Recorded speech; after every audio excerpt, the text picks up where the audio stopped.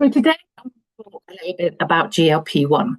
If you don't know what GLP-1 is, it's gained in popularity, if you like, over the last few years with the arrival of the weight loss jab, like Wegovy or Mounjaro or Ozempic.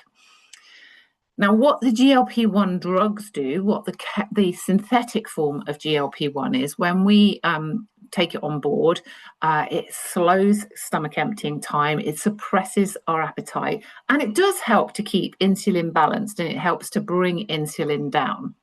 However, the synthetic form of GLP-1 will last in the body for about 10 days. Whereas the natural form of GLP-1 that we actually produce, we can produce GLP-1 naturally, that only lasts for about 10 minutes. So if you're looking to create GLP-1 in your body, there's a number of things that you need to have in place in order to keep that GLP-1 supply going.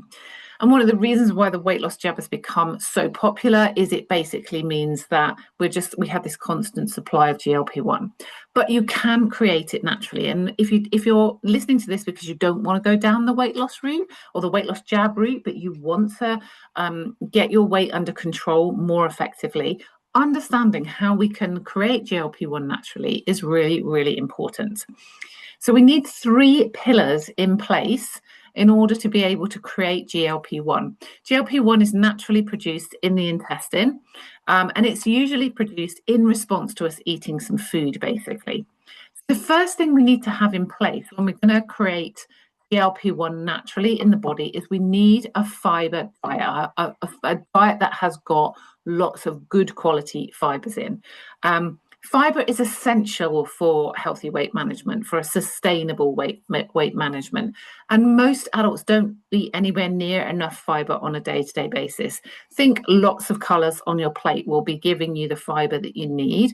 And what that fiber does basically is it provides the stimulus for GLP-1, but actually also the way that the stomach utilizes it slows stomach emptying time alongside GLP-1. So GLP-1 and the fiber in your stomach, it sort of lines the stomach and it slows that emptying time. And because it kind of the fiber lines the stomach, it will help to slow the release of glucose down into the bloodstream, which will help to balance our blood sugars.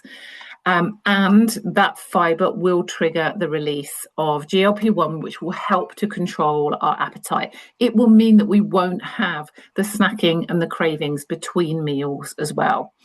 And the fiber, soluble fiber, super, super important for feeding the gut bacteria as well and helping the gut to stay healthy. And it helps to clear out detoxification and clear toxins out of the system. So the first thing we need is good quality fiber in our diet. That's one of the things that's going to actively trigger GLP-1 production in the intestine.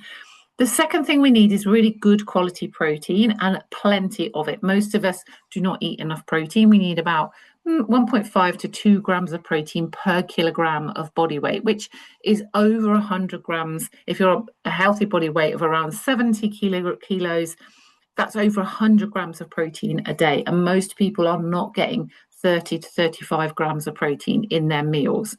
And protein is super, super important because, again, it helps to keep blood sugar stable, so insulin stays steady. And it helps to reduce stomach emptying time. Plus, it will help to increase lean tissue, which are the lean tissue, like our muscles, are the powerhouses behind our metabolism. So our lean tissue contains cells that contain mitochondria, and these mitochondria they need glucose on a day-to-day basis the way they function helps to boost our metabolism. So a good healthy metabolism means that you will be utilizing the food that you're consuming as well. And so lean tissue is really important, and protein helps to create that. And protein also as well helps in the repair and the support of muscles as well. And it's very important for hormone balance too and healthy aging. So we need fiber in place, and we need good quality protein in place as well to ensure that the GLP-1 is naturally activated and that our blood sugar stays steady and the insulin comes down. When insulin is low, we release the hormone leptin that tells us we're full alongside GLP-1. So we've got this double whammy. And GLP-1 will also control the release of glycogen from our liver. So our liver releases glycogen, and it will just be sending out and lifting our blood sugars on a regular basis, which causes insulin to spike. If we've got GLP-1 in the system, it will regulate the release of that glycogen, and that will again contribute to keeping blood sugars steady. So we need fiber and we need protein. And the third pillar that we need in place is good gut health. We absolutely need good gut health. If you are struggling with bloating, if you're struggling with IBS, if you're struggling with slow motility through the intestine, those are all signs that your intestine is struggling and that we need to support the gut health, or support our gut health, in order to be able to activate GLP-1. Because without a healthy gut microbiome, we can't produce the GLP-1. It's manufactured in the gut. We need an intestine that isn't inflamed, and it is because when our intestine is inflamed, we release cortisol, which is another hormone that blocks the burning of fat for fuel. And also, when our gut is healthy, it helps to increase our nutrient absorption. It supports immunity, it supports our cardiovascular health, it supports clearing out of waste, and it supports clearing out of cholesterol from the body, proper elimination of toxins. All these things are really important to help our body produce the right balance of hormones. So when we are producing, it's not just about GLP-1. GLP-1 is key, okay? It is one of the hormones that make up effortless weight loss. But if we don't have a healthy intestine, and if we don't have the protein to keep our blood sugars balanced and keep insulin under control, we can't produce GLP-1 naturally. So when the weight loss drug is used, obviously it's putting GLP-1 into the system, and it's muting the body's response. So we are slowing stomach emptying time, and our appetite is then under control, but it's not a natural process. And it lasts too long in the system, which can have consequence of food sitting in the intestine for too long, reabsorbing toxins and that kind of thing. So we want to really focus on, and you can absolutely activate your own GLP-1. Focus on getting the gut working properly, drinking plenty of water. Fiber will feed the good bacteria in the intestine and help to move things through. So that's going to contribute to supporting, to ensuring that the gut health it starts to improve.